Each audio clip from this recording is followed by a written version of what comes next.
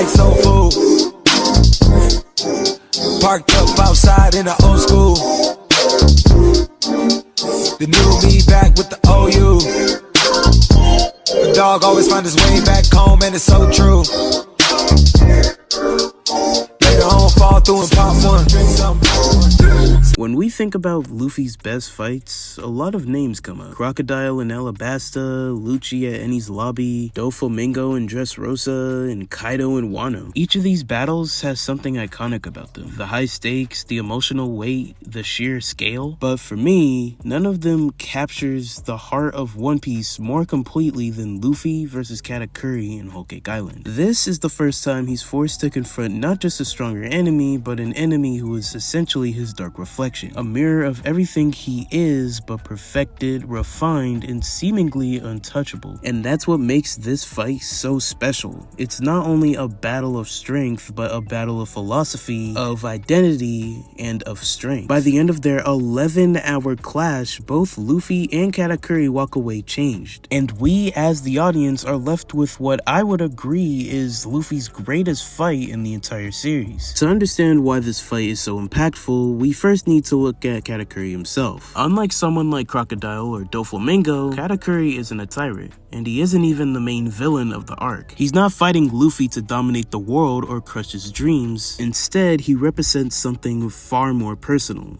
the idea of perfection, control, and discipline. Katakuri is the Big Mom Pirate's invisible warrior. He has never lost and has never even been seen falling. His observation haki allows him to see into the future, making him feel untouchable. He's a man who can't be surprised and who always knows what's coming next. Now contrast that with Luffy, chaotic, reckless, and unpredictable. Where Katakuri thrives in control, Luffy thrives in freedom. Katakuri embodies the burden of expectation, while Luffy embodies the liberation of imperfection. And that is exactly why Katakuri is the perfect opponent for him. He's not just stronger, he's everything Luffy isn't and everything Luffy refuses to be. From the very start, the fight makes this contrast crystal clear. Katakuri overwhelms Luffy with ease. Every attack Luffy throws out is countered and every Gear 4th move is read and dodged. Katakuri doesn't just fight Luffy, he completely and utterly humiliates him. This is one of the few times in One Piece where we see Luffy completely powerless. Against Crocodile, he at least had the grit, and against Lucci, he eventually matched him blow for blow. But against Katakuri, Luffy is simply out of his league. His attacks bounce off, his tricks don't work, and Katakuri's observation haki makes him feel invincible. And that's the brilliance of this fight. Oda isn't just showing us a cool villain with strong powers, he's forcing Luffy into a situation where brute force won't work. If Luffy really wants to win this, he has to grow. This fight is essentially an 11-hour training arc disguised as a battle. Katakuri's future sight pushes Luffy to sharpen his own observation haki until he can see glimpses of the future himself. We actually watch this process happen in real time. At first, Luffy just flails helplessly, unable to land a single hit, but slowly, through sheer endurance and concentration, he begins to predict Katakuri's attacks. The moment Luffy finally dodges Katakuri without hesitation is one of the most satisfying in the entire series. Not because he suddenly became stronger, but because we saw the growth step by step. This is where the fight separates itself from the others. Luffy doesn't just tank damage until his enemy falls, he learns, he adapts, and he proves that his growth isn't just about grit. But make no mistake, endurance still matters. This fight lasts over 11 hours. 11 full-on hours of constant back and forth. 11 full-on hours of being knocked down and getting back up again. And that's not just for spectacle, it's thematically important. Because Luffy's endurance has always been his greatest weapon. It's proof of his authenticity and proof that when he says he'll fight for his friends, he means it. It's also proof that he will suffer if that's what it takes to keep moving forward. His endurance is what allows him to rise again and again until he earns Katakuri's respect. The real turning point in the fight comes not from Luffy, but from Katakuri. When his mask is broken and his face is revealed, the illusion of perfection shatters. The invisible warrior is suddenly human, and flawed and insecure. He eats like a slob and he's ashamed of it. This moment changes everything because Katakuri isn't just fighting Luffy to win, he's fighting to protect an image.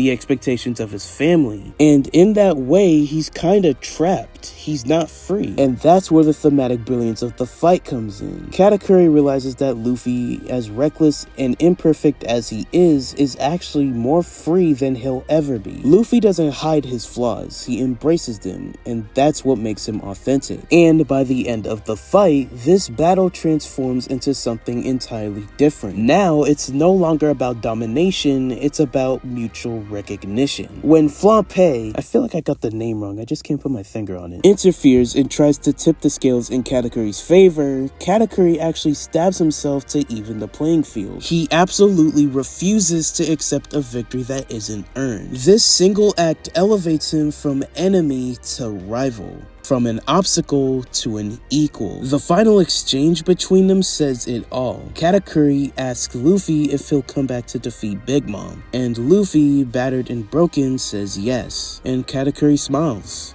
satisfied, because he knows Luffy's resolve is real. This is something we don't see with Luffy's other opponents. Crocodile absolutely hated him until the end, Lucci never acknowledged him, Doflamingo despised him, Kaido did respect him in battle but never as an equal. But Katakuri is different. Their fight ends in respect, and that makes it unforgettable. But what does this fight really mean though? Well, at its core, it's about freedom. Katakuri's perfection is a prison, and Luffy's imperfection is his liberation. Through pain, failure, and imperfection, Luffy proves that true freedom isn't about being flawless. It's about being authentic, embracing weakness, and moving forward anyway. And for Katakuri, the fight becomes his liberation too. By acknowledging Luffy and letting go of perfection, he finally tastes freedom himself. Luffy versus Katakuri isn't just about fist and hockey, it's about what it means to be free. It's about two men not just testing their strength, but their ideals.